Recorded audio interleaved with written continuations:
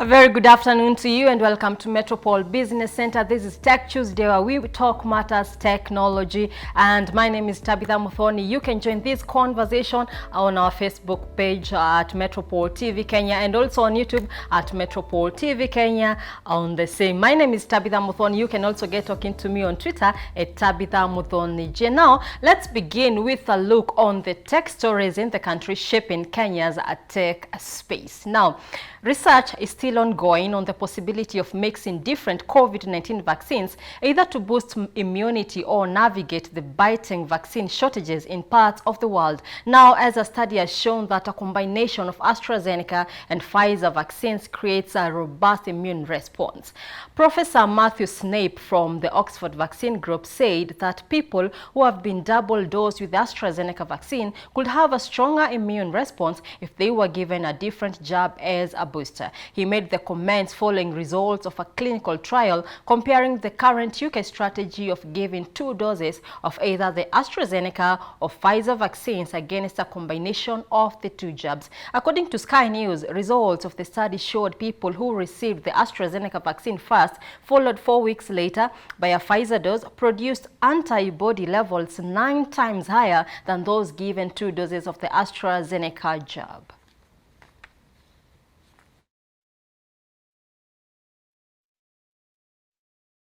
Facebook closed above $1 trillion in market capitalization for the first time on Monday. The social media giant is now the 5th U.S. company to hit the milestone, joining Apple, Microsoft, Amazon, and Google parent company Alphabet. Now, the company's shares closed up 4.2% at $355.64 after favorable legal ruling that dismissed an antitrust complaint brought by the U.S. Federal Trade Commission and a coalition of state attorneys general. The court's decision dealt a major setback to the agency's complaint, which could have resulted in Facebook divesting Instagram and WhatsApp. The FTC sued Facebook last December alongside attorneys general from 48 states, arguing that the social media company engaged in a systematic strategy to eliminate threats to its monopoly. The court ruled that the complainant failed to prove the main contention and the cornerstone of the case.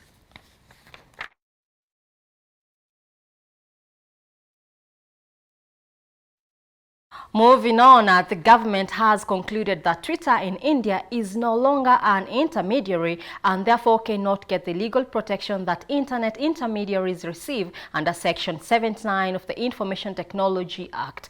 The Ministry of Electronics and Information Technology arrived at this news after consultations with legal experts and is likely to present it before the courts or law enforcement agencies as and when the need arises. Most significant social media intermediaries, including Facebook, Instagram, LinkedIn, WhatsApp, and Telegram, complied over the following week, announcing and displaying on their websites the names of the resident grievance officer and sending the names of the nodal contact person and the chief compliance officer to the ministry. This is the third time that Twitter has published a map that is different from the government of India's official map in October and November last year. Twitter's automatic geotagging feature had displayed during a live broadcast from the Hall of Fame War Memorial in Leh that the location Jammu and Kashmir People's Republic of China. New face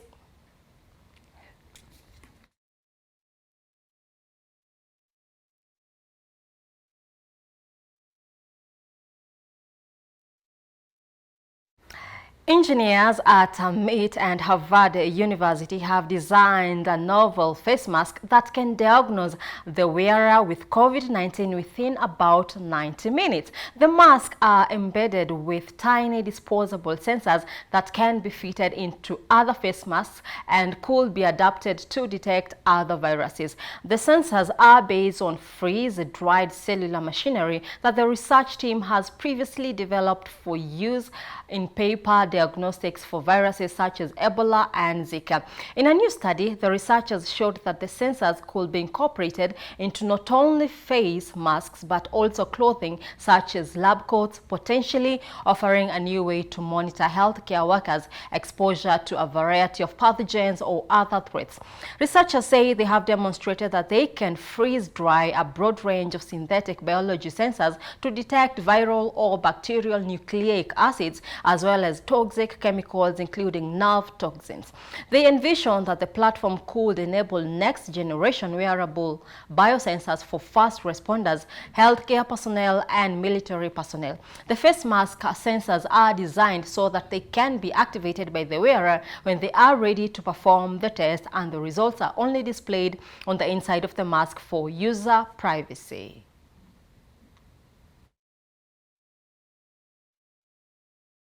Right, that's your tech news shaping Kenya's tech space or tech market. For now, we take a very short commercial break, but when we do come back, be tuned because we'll be looking or making you understand the importance and awareness of data privacy in your online business. Stay tuned.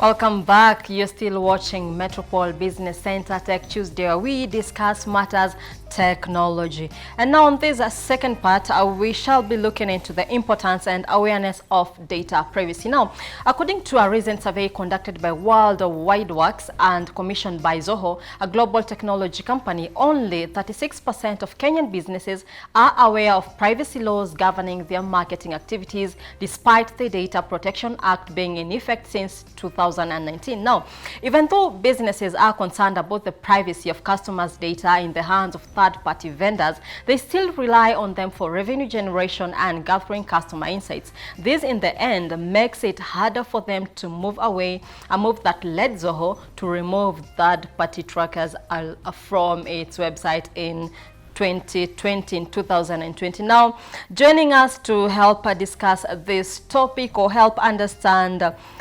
importance of data privacy, we are joined by Mr. Andrew Bone, Africa Regional Manager, Zoho, all the way from Cape Town, South Africa.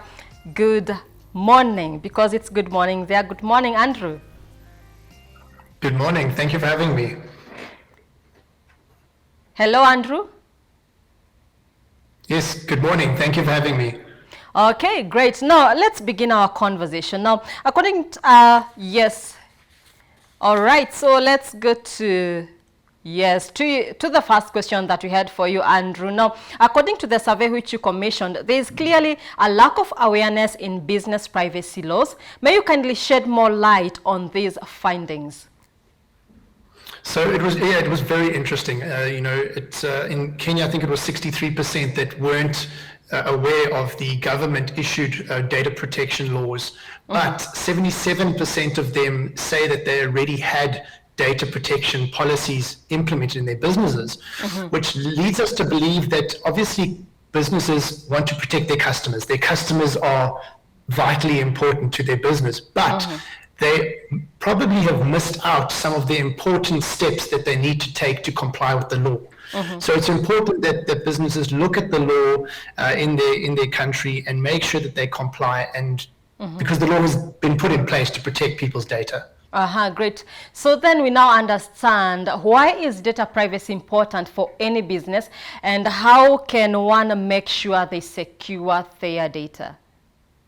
So obviously the importance is that your customers, you want to build trust and loyalty with them. As soon as there is a data breach or you are found to be sharing data with third parties, you're going to lose that trust with your customer.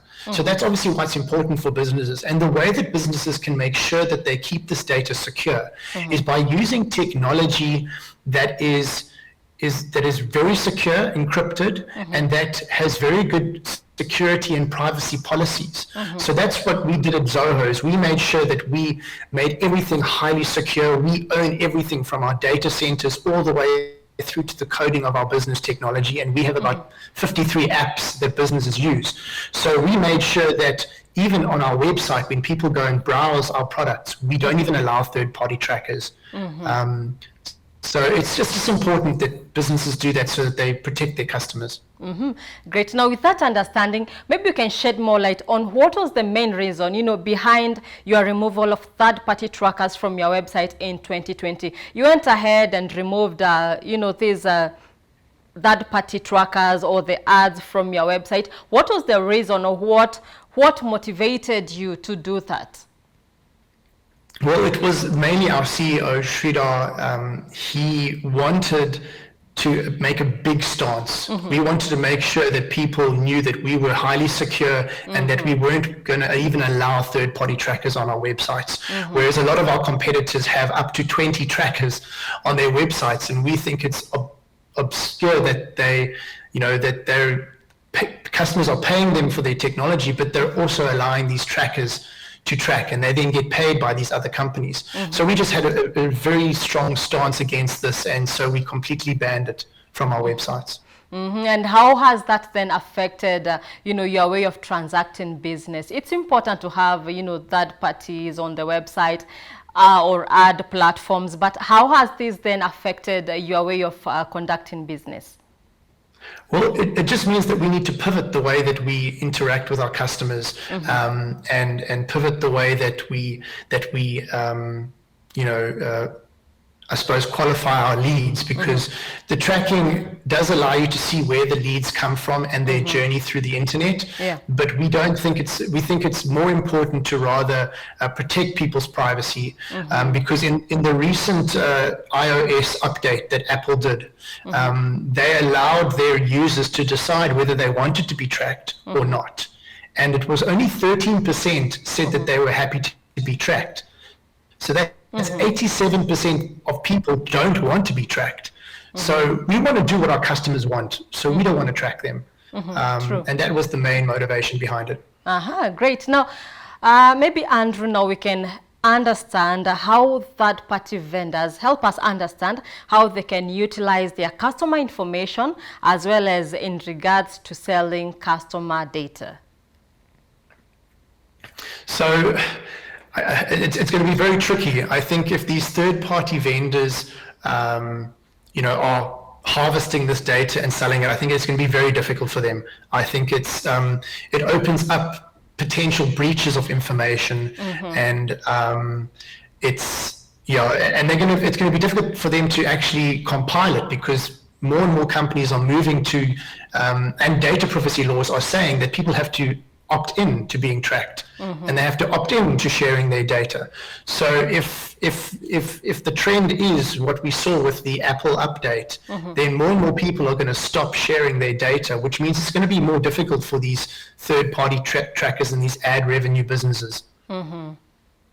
Okay, now let's come back to your research, where of the 352 businesses across various industries and sizes, 58% allow third-party trackers on their website, mostly for sharing content on social media, which is at 64%, tracking affiliate relationships at 45%, and ad campaigns at 43%. Andrew, what happens when this is compromised, and what legal action should then be taken? So it would be up to the data privacy regulator in the country, obviously, to investigate the breach or the compromisation of that data. And the reason companies must take this so seriously is that if the regulator finds that the company decided to use a free tracking service, or to allow a third-party tracker to use the data, that company might be found to be negligible in protecting their customers' data.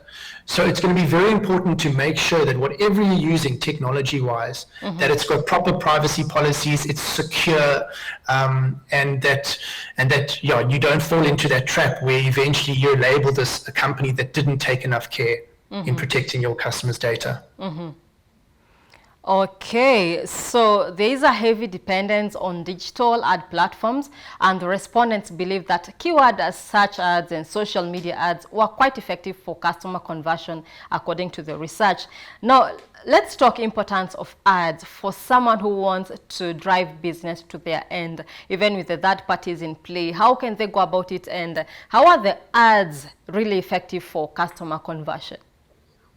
So yeah, the ads are very effective. I mean, that's why people are concerned about the third-party trackers, but they still want to use them. I think companies are going to have to maybe shift their focus on really building a good customer experience, so that the customers eventually build organic leads and organic growth. So if you're giving your customer such a good experience, you want them to tell your friends and family, you want them to recommend your business to their business network. And I think businesses are going to have to, still they can do the tracking, but I mean, sorry, not the tracking, they can do the targeting adverts, but I think it's going to be more and more difficult to to define your targeting. It's going to be a little bit more difficult because that data is not going to be there because it's going to be protected. So yeah, definitely customer relationship management is going to be very important going into the future. Great. Now, I understand that, innovating or putting an effort when it comes to research innovation is quite important for any business. Now, as Zoho, what are some of the tools that you used to conduct the research and for you to reach, to come to this analysis? So we actually used Zoho Survey, which is one of our applications that Zoho has created and built. And Worldwide Works, actually, they use Zoho's technology to run their business. And so we used Survey to go and survey all these different respondents in South Africa, Kenya, and in Nigeria. And then obviously Zoho Survey collates all that information, and then we put it into a report, and we can produce graphs. So that we can see the information. Yeah, and how does these, I will take an example of Kenya and South Africa. How do these two markets compare? How can we compare Kenya's market to that of South Africa?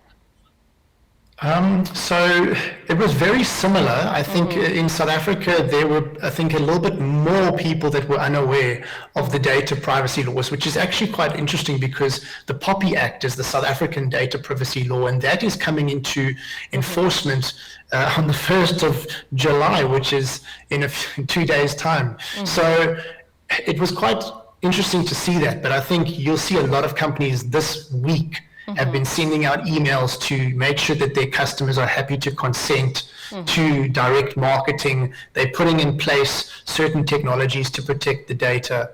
So they have kind of come to the party, but it was just, that was one of the main differences, was the knowledge of the local data privacy laws. Okay, great. And when it comes to small business owner, someone wants to promote their business on Instagram, their business ads, sponsored, maybe page names.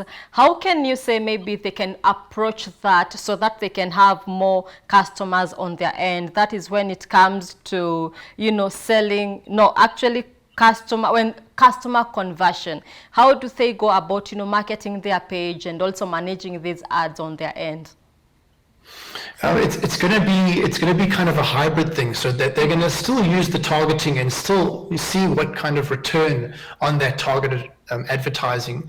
But as I said, they're going to have to be innovative in their marketing and generating organic growth and supplying other sorts of marketing, whether it be educating customers and putting videos on YouTube, or putting a video out there to show what problem they're solving with their product or service. It's just going to be a case of seeing how these data privacy laws restrict these advertising companies and how detailed the target advertising is going to be in the future. All right, great. So as we wrap up, conclude this conversation, maybe you can wrap it up for us and let us know the importance and awareness of data privacy in a wrapped format, in a very brief way, the importance of data privacy for any business, and also for someone that is coming up, trying out the new market. Just a word of advice for them as they venture out, Andrew. Okay, perfect. Well, I'm going to give you an example because that's the most easiest way to do it. Is I had a company that came to me a few months ago, and they said to me they don't need a support desk application because the one that they're using is free. And I said to them, wait a minute, this is a big retail company, you've got offices across the country. Why are you using free software for your support desk? And they said, oh, it's just adverts. Don't worry, it's just adverts, and that's why it's free. And I said, well, let's look deeper into it. And we eventually found out that the company that was providing this free technology was able to take the information that this company was putting into their support tickets. So I asked them, I said, what information are you putting into your support tickets? And there was silence. They were putting all their customer information. They were putting phone numbers, email addresses. They were putting delivery addresses into these tickets on this free, support desk software. And they didn't know that that company had access to that information. So that would have been a completely, they would have been found guilty of negligence in protecting customer data by using that free technology. So it's important. Companies must look at what they're using. They must make sure that there's privacy security in place, and that they're going to have to read those detailed privacy and security policies to make sure that their customers are protected. All right, great. Thank you so much, Andrew. Thank you very much. All right, there you have it. Now you understand why it's important to understand data privacy when it comes to your business, and also be very much aware when it comes to other platforms on your business as well. We have been talking to Andrew Bourne, Africa Regional Manager, Zoho. For now, we take a short commercial break, but stay tuned because there's a lot more lined up for you.